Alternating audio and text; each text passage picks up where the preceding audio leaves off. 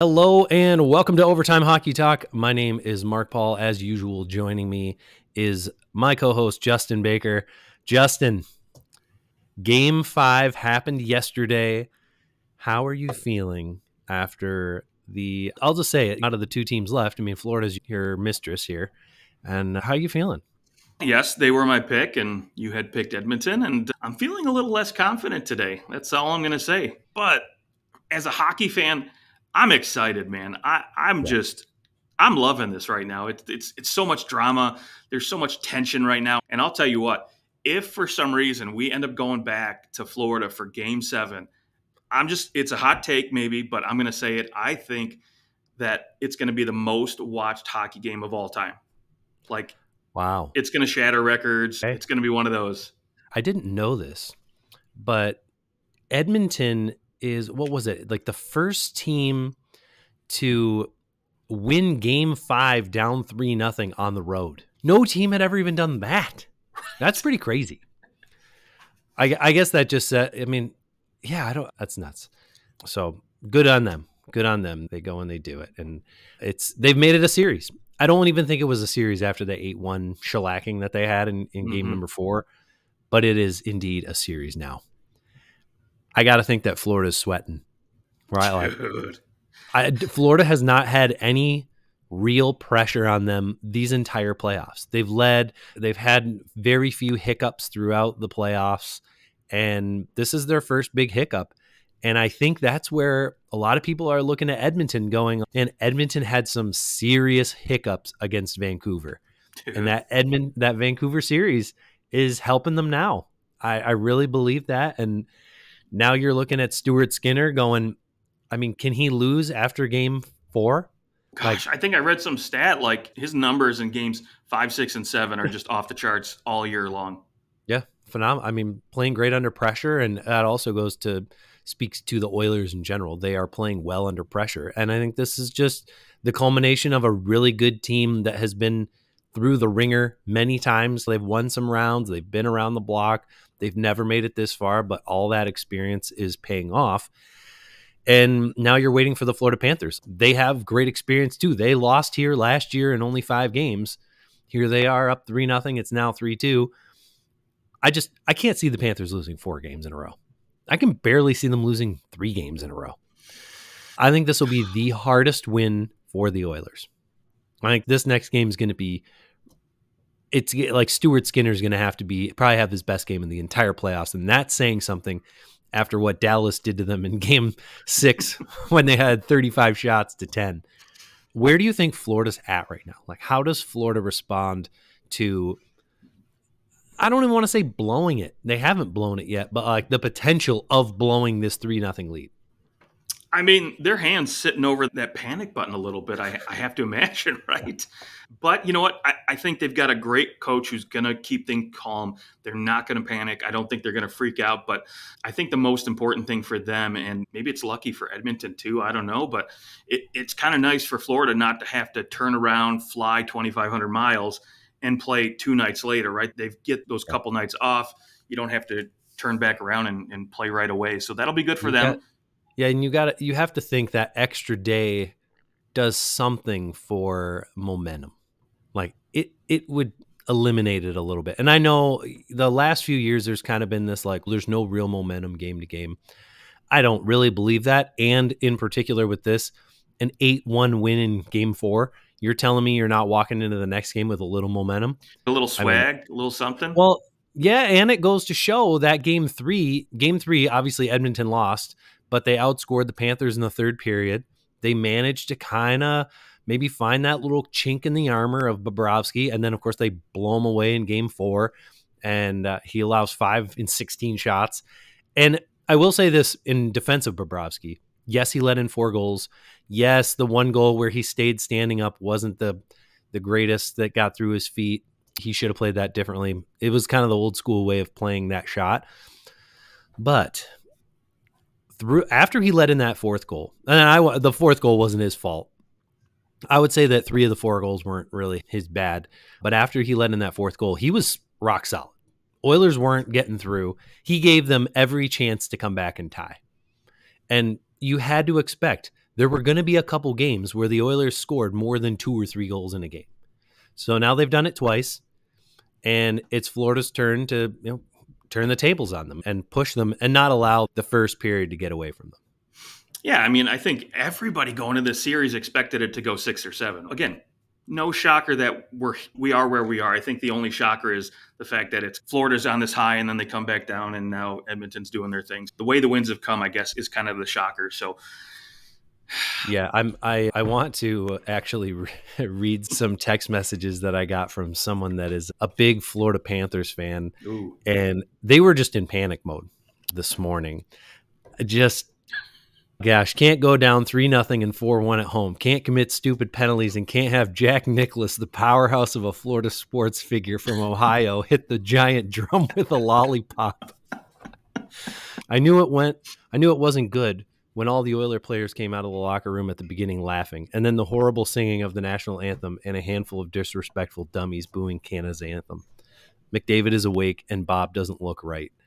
And I just was like, let's be honest here. About 5 days ago, you were drooling over the fact that you might sweep the Edmonton Oilers and that the Panthers look way better than them.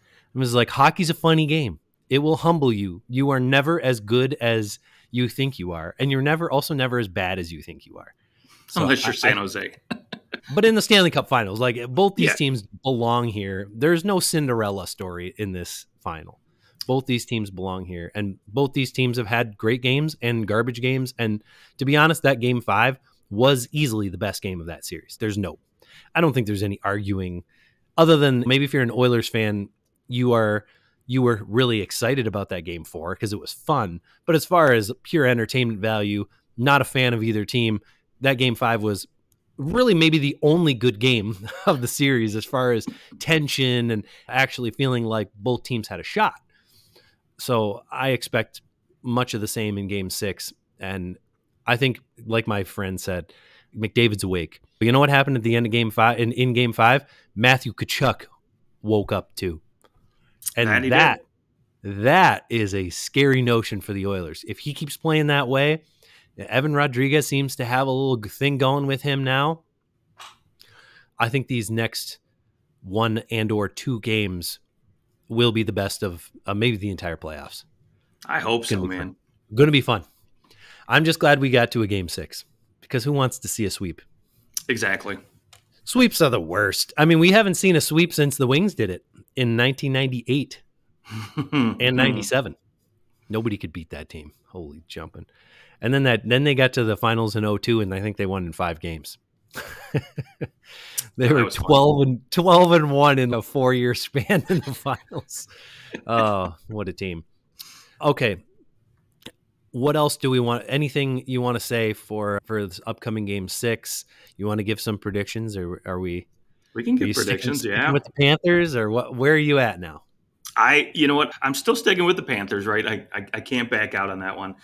But what I am hoping for secretly is I want to see an overtime goal, whether it's Edmonton or the Panthers, right? I know, right? Yes. I just want one. Might be better for the NHL script if Edmonton gets that, especially if it's McDavid. But boy, I think it's going to be a 3-2, probably a 4-3 game again. I think we'll probably have one of those little back and forth, yeah.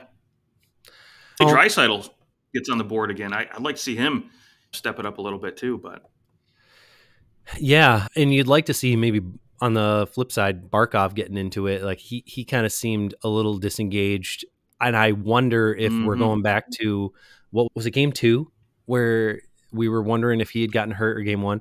I think that something's got to be bugging him. Like defensively, he's still been fine, but offensively, he doesn't seem to be creating as much, and that's worrisome. But fortunately, you've got Tkachuk going, and that's a benefit. You got to think that someone's banged up on every team.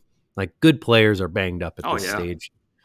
And how about Evan Bouchard setting a record for most assists for a defenseman in one playoff year? Just crazy. I mean, he's got a lot of second assists though. Do we want to kind of asterisk that one? Like most first assists in a playoff year. I think that probably is still Paul Coffey, but who knows? And then obviously McDavid breaking the record for most assists. Has he clinched MVP? Like Oh, now we're in game 6. oh yeah. Does he win it regardless of what happens in game 6? Yep. No doubt in my mind. Because nobody, I mean, yes, Kachuk's still leading Florida in points, but he hasn't. I mean, he's like in the mid, I think 22, 23 points, right? I mean, McDavid's almost got double of what he has. So, Okay, what if Kachuk goes out, gets a hat trick in game 6, and has the game winner and is the best player on the ice for that game?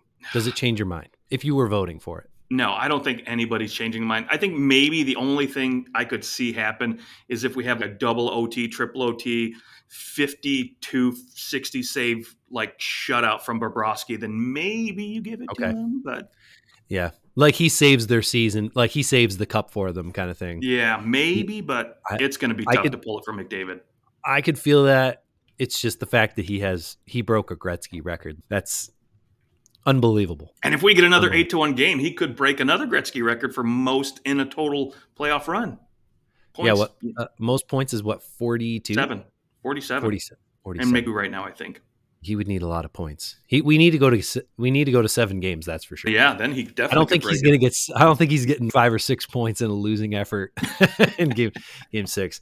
Yeah, if I'm giving predictions, it was weird.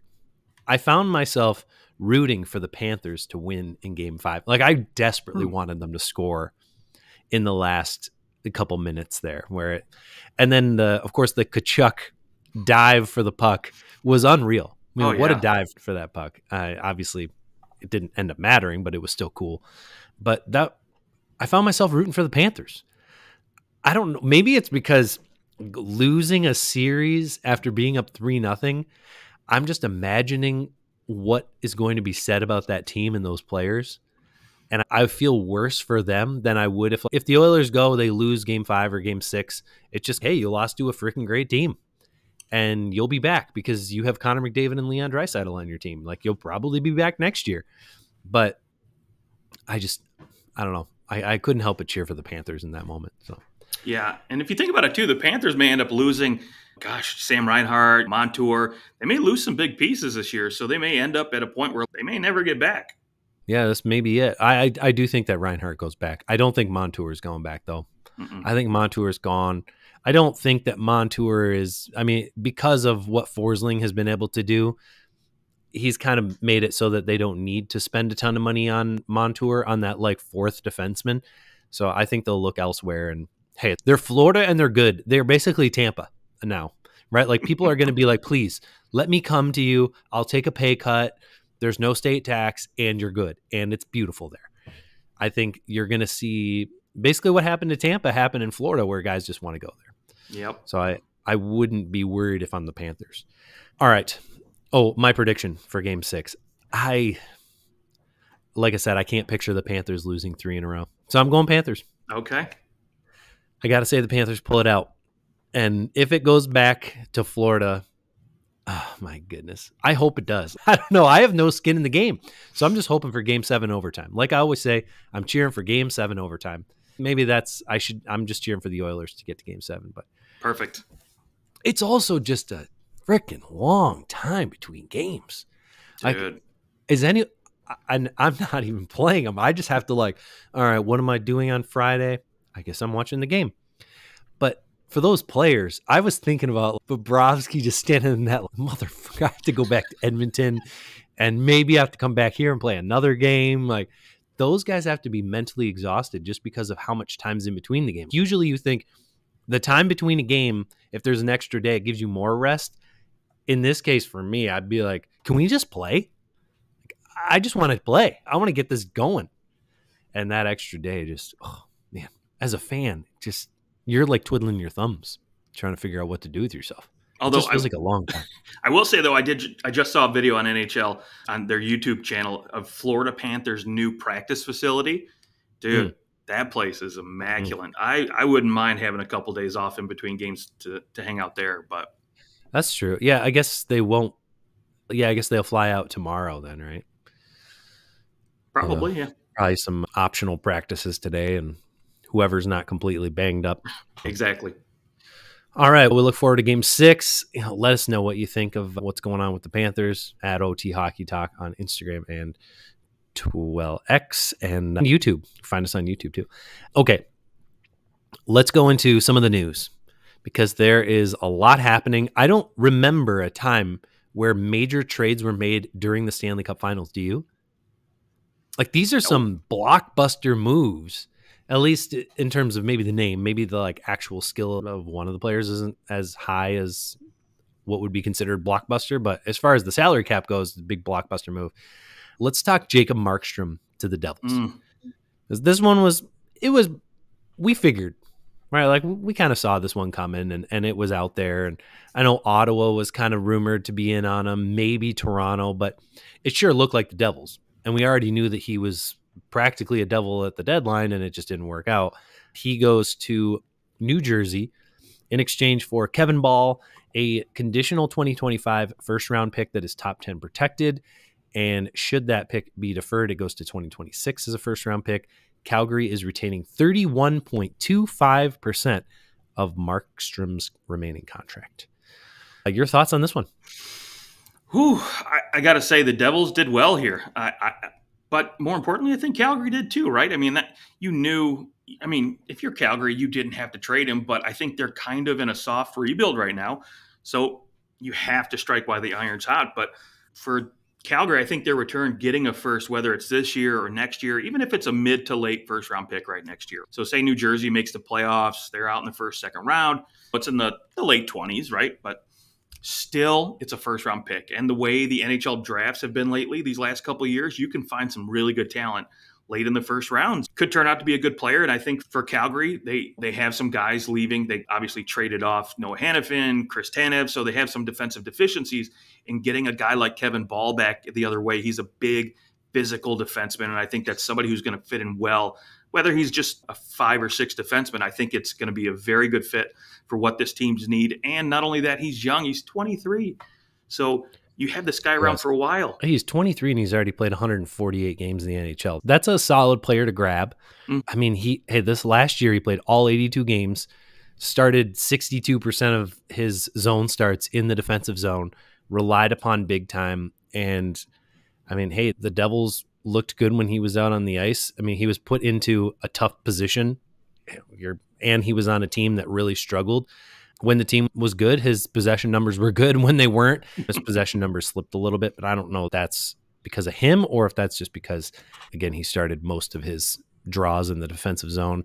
I think he's a solid grab. I mean, he's somebody who could be a number 4, number 3 defenseman down the road. Give it another year or two in this system, and I think you could see him. That's probably his peak, somewhere around that 4 defenseman. Not someone who's going to put up big offensive numbers, but hey, he's a solid grab for Calgary, especially after losing Zadorov, and you need to kind of fill that void as well. Calgary will kind of fit in those pieces, but the main thing, that first round pick, and the salary's gone. And so is the drama. The drama, exactly. The drama is done.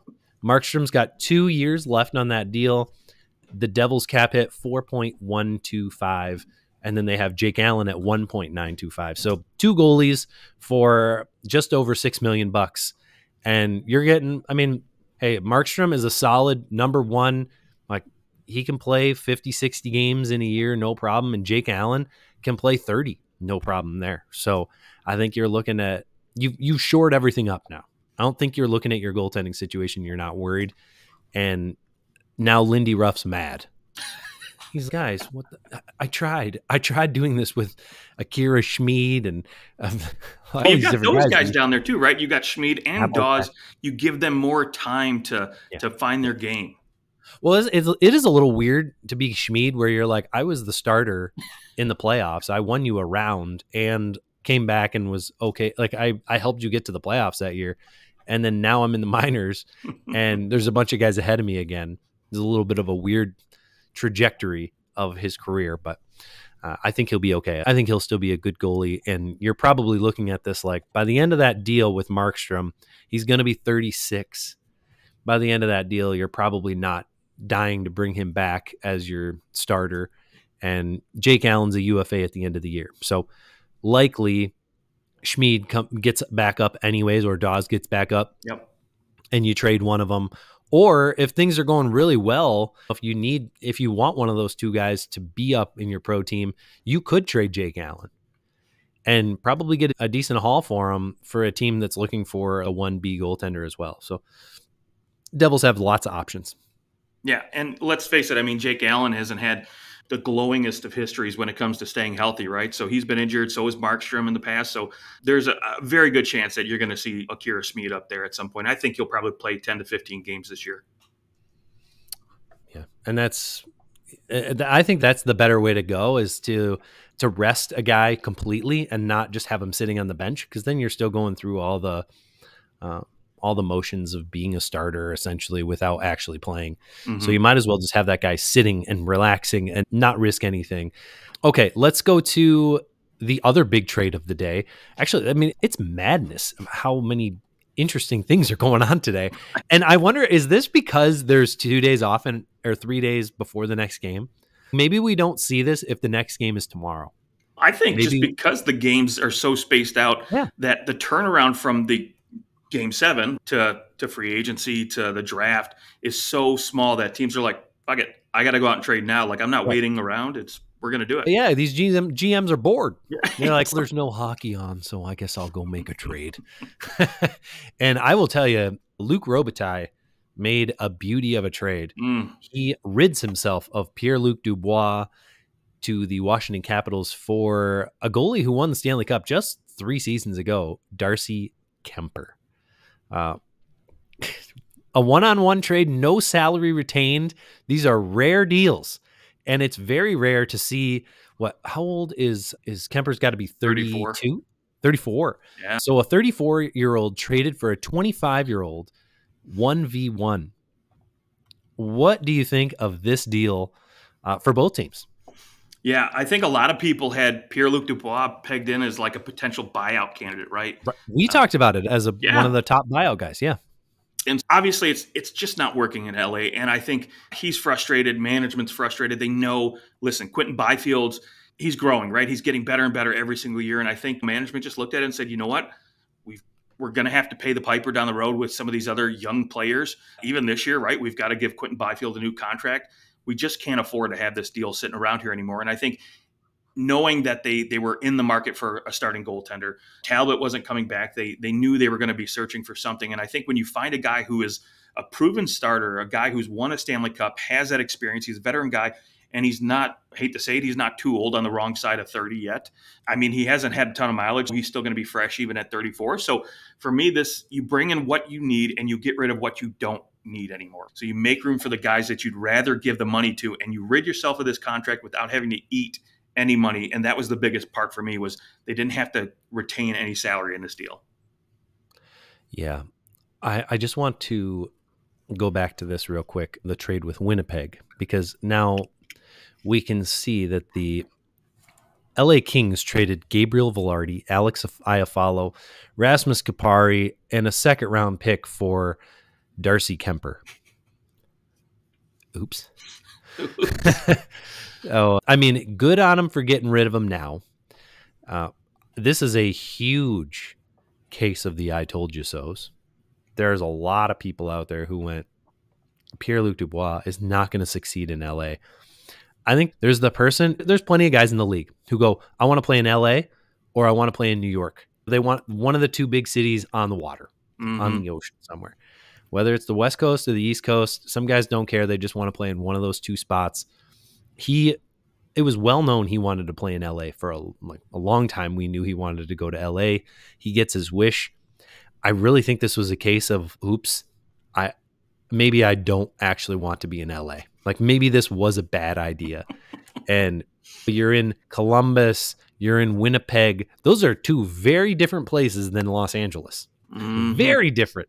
Like, you might as well you are truly moving from the suburbs to one of the biggest cities in the world. You're going from mom and pop shop to Walmart. It's okay. I think he just went there and it was not a good fit. And now, I mean, yes, Washington's still a big city. There's still lots going on there. It's still a good place to live in that sense. But I think it was just too big for him, too much for him to handle. And it was pretty clear he wasn't going to fit there. And if you're Washington, like we all understand why LA did this, because they needed a goalie, and B, they did not need Pierre-Luc Dubois eating up $8.5 million. Now the question begs, why does Washington want him to eat up $8.5 million? Other than the fact that, yes, Kemper was expendable because Charlie Lindgren was so good. But why Pierre-Luc Dubois? That is the question, right? And I think you look at him and you say, okay, you know what? The style of play, the defensive hockey we play, maybe not totally similar to LA, but, you know, his size, this guy's his frame, right? He would fit in well. He's kind of like a poor man's, I mean, maybe their thought process is right. He's a poor man's Tom Wilson, right? If we can just get him to play a little bit more physical, throw the body around, he might be able to fit in and play well within the system. I mean, that and the fact that they do have some players aging out. So it's nice to get a guy young who's I don't want to say cost controlled. That's not the right way to put it, but he's under contract. You don't have to worry about trying to find a center down the road and having to find somebody in free agency and pay them $11 million. They got a guy here who's coming in at 8.5. So you can deal with that over the next, maybe not the next couple seasons if he has a couple more seasons like he did this year, but you know, those last 4 or 5 years of the deal after Ovechkin's gone, after TJ Oshie's out of there, you can kind of handle that money a little bit more, especially during a rebuild. And maybe you're willing to. Or you're thinking that it's not going to matter. Right. If you're going to be bad, who cares? Exactly. No big deal. You got to get to the floor. If it works out, if he kind of finds himself, if he can play like he did in stretches in Columbus and stretches in Winnipeg, then yeah, you've got yourself some gold. I mean, you do need somebody who can potentially play with Ovechkin again. That was a big hole last year, was who's going to actually do well alongside him. Dylan Strome, I wasn't super thrilled with how he played alongside of Ovechkin, and they're really short up the middle. You look at Nick Dowd, Michael Scarbosa, nobody's popping out off the page to you. So this is their way of, hey, we can trade a goalie that is expendable. Mm-hmm. Yeah, we have to give up some cap space, but we get a center who is good enough, has the potential to be probably like, I'll say a number 2 center. And if he's got the right wingers, i.e. Ovechkin, then you can put up with it. Yeah, absolutely. And you've got some young guys coming up too. So maybe now you don't have to rush those, right? Like Lapierre or McMichaels, right? You don't have to rush these guys into the system as fast. And like you said, and then when they are rebuilding in 2-3 years, whatever it may be, then you can give those guys the full-time role. And maybe Pierre-Luc Dubois has played well, and now you can ship him off somewhere else. Yeah, or you're looking at it and you go, $8.5 million is 9.7% of the cap right now. By the time 3 or 4 years down the road, now you're looking at 6-7% of the cap, which is really more like a $5 million contract is today. Right. And I think that's also what you got to look at. It is probably got to be his last chance, like at not getting bought out or something. I mean, this is it here in Washington. If you can't make it work playing alongside Ovechkin, then there's probably not much that's going to work for you. So I hope he can. This is his 4th team in 5 years? Yeah. 6 years. So he's been around the block, and he's 25 years old. We were all idiots when we were 25. I don't know anybody who still an idiot. So I'm willing to, if I'm a Washington Capitals fan, I'm looking at it and I go, I think we're better today than we were yesterday. We have somebody who can play center, and that's a good thing.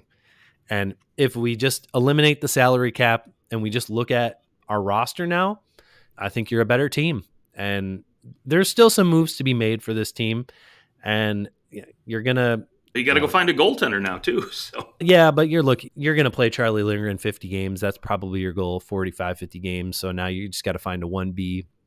And Lindgren's only making $1.1 million. So you've got a little bit of maneuvering there. They've got $3.7 million in cap space and LTIR for Nicholas Backstrom at 9.2. He's not coming back, I don't think. So really, you've got more than $12 million in cap space to go out and do something. And they have to re-sign McMichael, and that's really it. So there's not a whole lot to do from that standpoint. I think there's a chance TJ Oshie maybe doesn't even play. Like, I think there's a chance that he's not back next year. Ooh. Okay. Just based on what he looked like at the end of the year and his physical issues that he was having in the playoffs, I wonder, is probably $5.7 million is enough to make him go, oh, I'm going to try.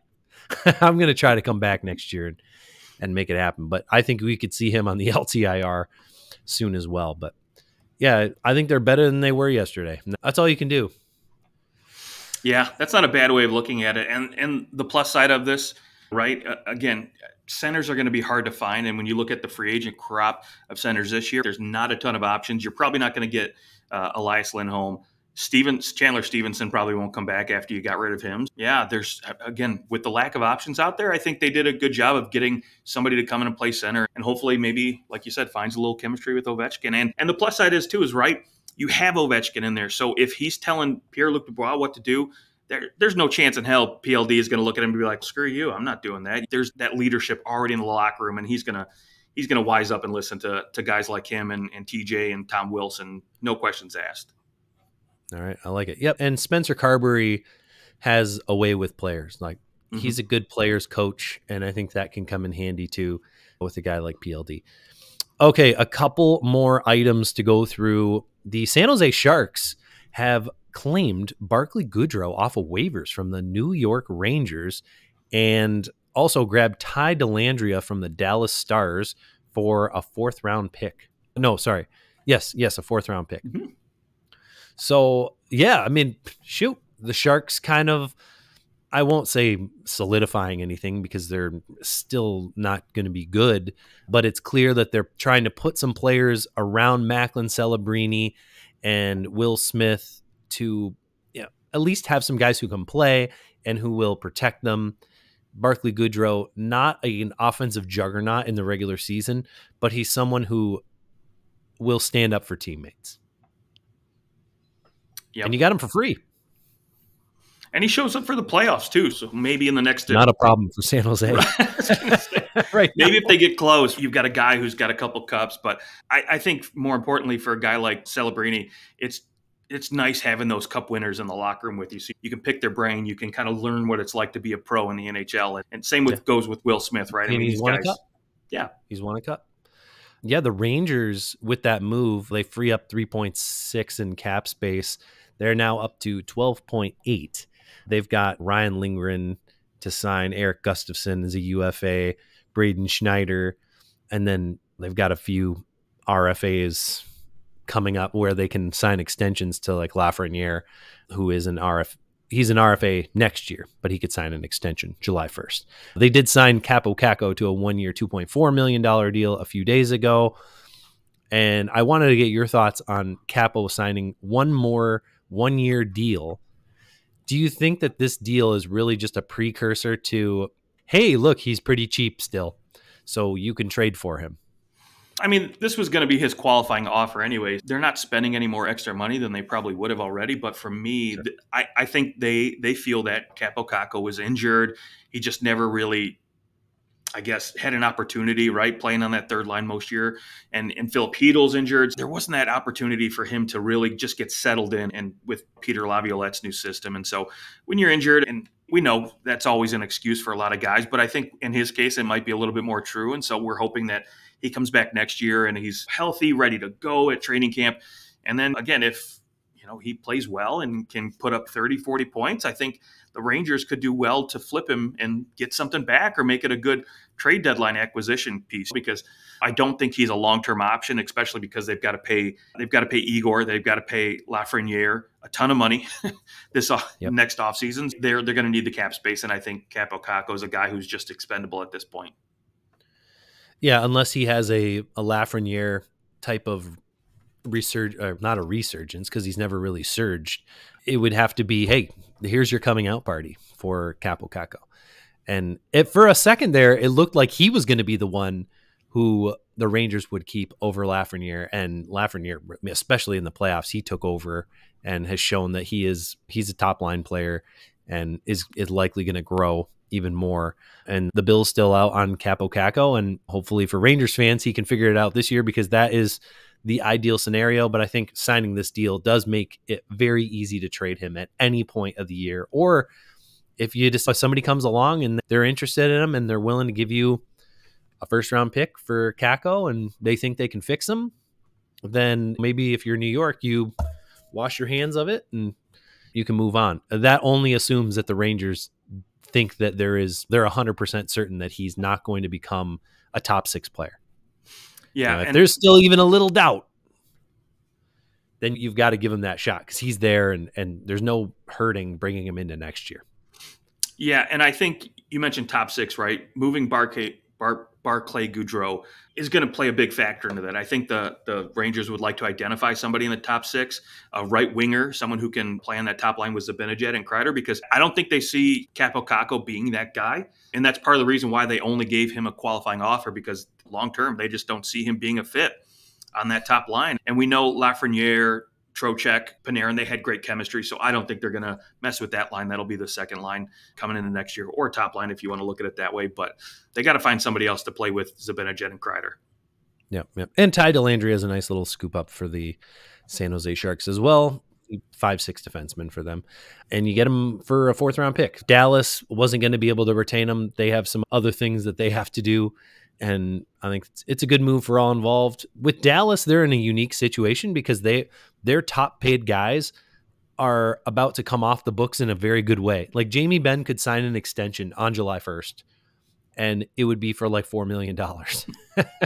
I think they'll probably, my guess is they just wait until next offseason. I don't expect any kind of extension there, but yeah, they're going to maybe sign Wyatt Johnston to an extension on July 1st. He's coming off his qualifying offer. I would think Wyatt Johnston's getting $6 to $7 million on his next deal. And considering what the Dallas Stars did with Roope Hintz, with Jason Robertson, getting them locked up early so that their cap hit was lower, I think you've got to do the same thing if he's willing with Wyatt Johnston, because he's only going to have another great season this year. He looked phenomenal in the playoffs, and the sooner you sign him to an extension, the lower that cap hit is for the next 4 or 5 or 6 years. Yeah, couldn't agree more. And I think going back to Ty Dellandrea being expendable, this year we saw guys like Logan Stankoven just come out and basically scoop up those roster spots. And next year I think we'll have Maverick Bork too, the AHL rookie standout, come up, and that's another roster spot that's going to be taken up. So no, Joe Pa, I am curious though. I do think I'm feeling pretty good that Matt Duchene might re-sign there too. He'd be. I don't know why you wouldn't. Honestly. Honestly, I don't know either, but he was great. He can slide up and down anywhere in that top 6 and gives them a lot of flexibility. And like you said, I think, again, they would be smart to re-sign Wyatt Johnson to an extension pretty quick. And I think they'll get it done too. And especially being in a state with no taxes, all that kind of stuff, and low cost of living. Yep. Yeah, it'll be good. Speaking of high cost of living, the Toronto Maple Leafs and Tyler Bertuzzi, according to Bertuzzi's agent, Todd Reynolds, have had productive talks. There's that out there. That was put out there that could happen. And I think in the grand scheme of things, if you're the Leafs, you're probably more likely to bring back Tyler Bertuzzi than you are Max Domi, although I think you'd like to bring back both. I think it's more likely that Tyler Bertuzzi is the one who's back. Max Domi seems to have no shortage of finding a team that randomly wants him. Whereas Tyler Bertuzzi, I think, had a little bit harder of a time last year on the open market. And I wonder if that's going to make him just go, you know what? They want me here. I'm going to stay. Like, I still have a shot to play alongside Austin Matthews. I'm going to take it. And with Mitch Marner potentially being traded, which, yeah, who knows what's going to happen with Marner. It seems like one day they're trading him and the next day they're like, we'd prefer to sign him to an extension. And did you see that Brad Treliving said that he'd prefer to sign him to an extension? And I think it's funny because if I'm the GM, I'd say, I'd prefer to sign him to an extension. Now, that doesn't mean that extension isn't $7 million. I'd prefer to sign him to a $7 million a year extension. That's what we prefer.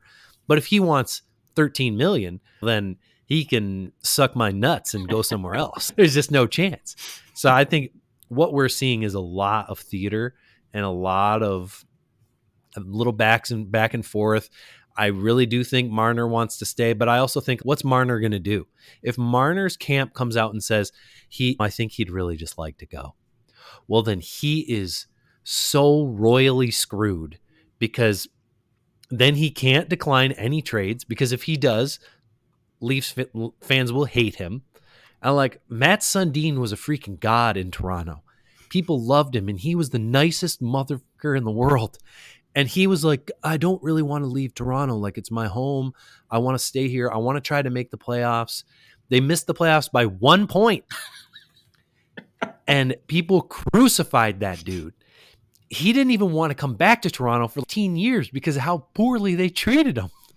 That's the thing, though. So if, say, for some foreseen reason that Mitch Marner, Brad Treliving, they work things out, they get him signed to extension, you give him 8 times 12, whatever it may be. Dude, for the next 8 years, anytime they lose in the playoffs, even if Mitch Marner is putting up 20 points in 10 games, that kind of stuff, they will look at him every single time and be like, dude, if we if he's putting up 20 points in 10 games. If he's the best player on the ice, or if he's one of the best players, like, you can't.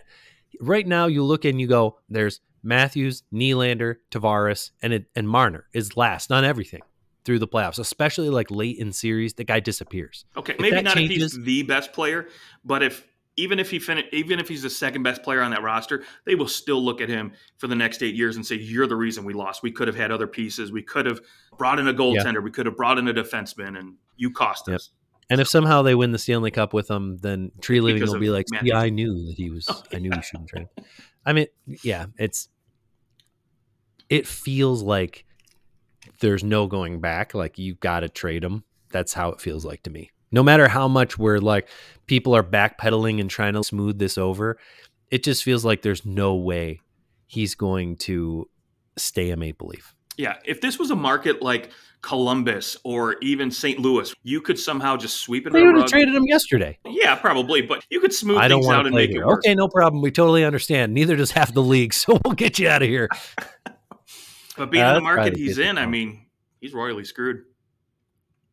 Yeah, I mean, if he doesn't want to go, there's nothing he can do. But that's why, yes, he can say, I just want to play my contract out that I signed. And you can say that all you want, but as soon as Treliving comes out and says, we had a deal on the table and he declined it, then you are going to be screwed. Until then, it's fine. If Treliving is nice, he won't ever say that. He won't ever tell you. But eventually it's going to come out, right? Like, some team's going to go, we offered them this, and Marner won't take it. It doesn't matter if it comes from the Leafs. It might come from someone else. Some admin's going to text Darren Dreger and see you later. Or Elliot Friedman or whomever. Yeah, I don't see it going any other way than him being traded, or he signs an extension.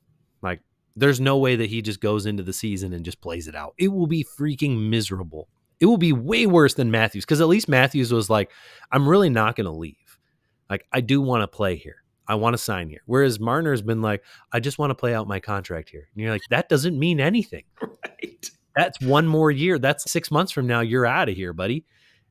So it behooves him to sign an extension, because what happens if he goes into this year and has a rough year because of everything that's happening around him? Like, that guy cannot get out of his own head. What do you think it's going to do to him having a contract looming over his head and 3 million people hating his guts? Because he won't move. He won't do something to help the team. It's going to be a fascinating road. He'll talk to John Tavares for sure. Be like, hey, what was it like when you were on the fence and then you left? And he'll say, I can't even walk the streets of New York anymore. Still. They boo me at every game. What do you think, dude? All right. I think that's pretty much it, which is insane for mid Stanley Cup final, for 2 big moves and other things going on. Apparently the Senators are discussing Chris Tanev Brennan Tanev in a trade from the Kraken. So that's out there. We'll see what happens. Yep. I've heard that Seattle is looking at Line A pretty hard right now. So Tanev moving his salary, that would make sense right now. Yep. And that would be a great move for Seattle, because they actually bring somebody in who, yes, he hasn't been great the last couple of years, but he has a pedigree of scoring goals, and they desperately need someone like that. I could see that environment freeing him up and him going out there and doing his thing. Dan Ballsma and him, it feels like that could be a good fit. Like, he's gone in and done some magic with Shane Wright you hope he could do the same for a guy like Laine. Matty Beniers or Shane Wright, if those two guys just kind of turn it on a little bit, could be dangerous. Absolutely. Thank you to our listeners for listening or watching. We hope you enjoy Game 6, and we will be back. I'm sure Game 7 maybe, or a preview of the draft, or a look back at all the playoff stuff. And I think, if the last day is any indication, we might have 6 more trades tomorrow. I hope. Maybe Marner gets dealt to some team in Switzerland. I don't know. We'll see. Wait, here's a good one really quick before we go. So obviously it would just be fantastic if Florida, Edmonton wins the cup, and then the same day Marner gets traded just to steal that thunder, that news cycle, right? Nobody cares. Florida wins the cup. Great. Marner was traded. Let's focus on that. Right. Congrats to the Panthers, but we have bigger news. I would hope they'll wait 24 hours. I think they would. All right. That's our show. Thanks for watching. We'll see you guys soon.